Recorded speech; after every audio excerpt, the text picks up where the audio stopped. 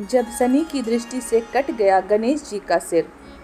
ब्रह्मा वेवर्त पुराण के अनुसार जब गणेश जी का जन्म हुआ तब सभी देवी देवता उनके दर्शन करने के लिए और भगवान शिव व माता पार्वती को बधाई देने के लिए कैलाश पहुँचे।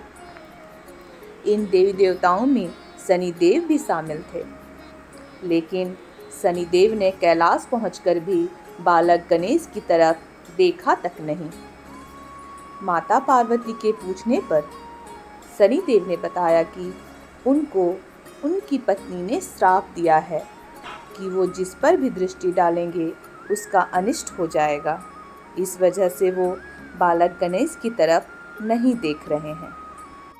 यह सुनकर माता पार्वती बोली कि यह संपूर्ण सृष्टि तो ईश्वर के अधीन है, बिना उनकी इच्छा से कुछ नहीं होता। अतः तुम भय मुक्त होकर मेरे बालक को देखो और आशीर्वाद दो।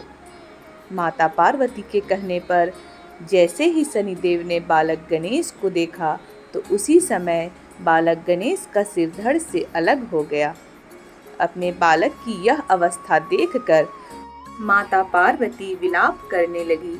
माता पार्वती का विलाप देख सभी देवी देवता चिंतित हो उठे। तभी विष्णु भगवान ने एक हाथी के बच्चे का सिर लाकर बालक गणेश के धड़ से जोड़ दिया और उसे पुनर्जीवित कर दिया। इसके बाद माता पार्वती का विलाप शांत हुआ।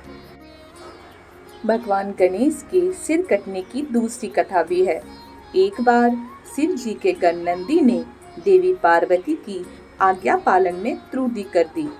इससे नाराज देवी ने अपने शरीर के उपटन से एक बालक का निर्माण कर उसमें प्राण डाल दिए और कहा कि तुम मेरे पुत्र हो, तुम मेरी ही आज्ञा का पालन करना, किसी और की नहीं।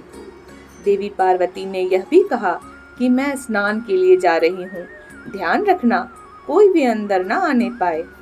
थोड़ी देर बाद वहाँ भगवान शंकर आए और देवी पार्वती के भवन में जाने लगे। यह देखकर उस बालक ने विनय पूर्वक उन्हें रोकने का प्रयास किया। बालक का हठ देखकर भगवान शंकर क्रोधित हो गए और उन्होंने अपने त्रिशूल से उस बालक का सिर काट दिया। देवी पार्वती ने जब यह देखा तो वे बहुत क्रोधित हुईं। उनके क्रोध की अग्नि से सृष्टि में हाहाकार मच गया। तब सभी देवी देवताओं ने मिलकर उनकी स्तुति की और बालक को पुनर्जीवित करने के लिए कहा। तब भगवान शंकर के कहने पर विष्णु जी एक हाथी का सिर काट कर लाए और वह सिर उन्होंने उस बालक के धड़ पर रखकर उसे जीवित कर दिया। तब भगवान शंकर व अन्य देवताओं ने उस गजमुख बालक को अनेक आशीर्वाद दिए।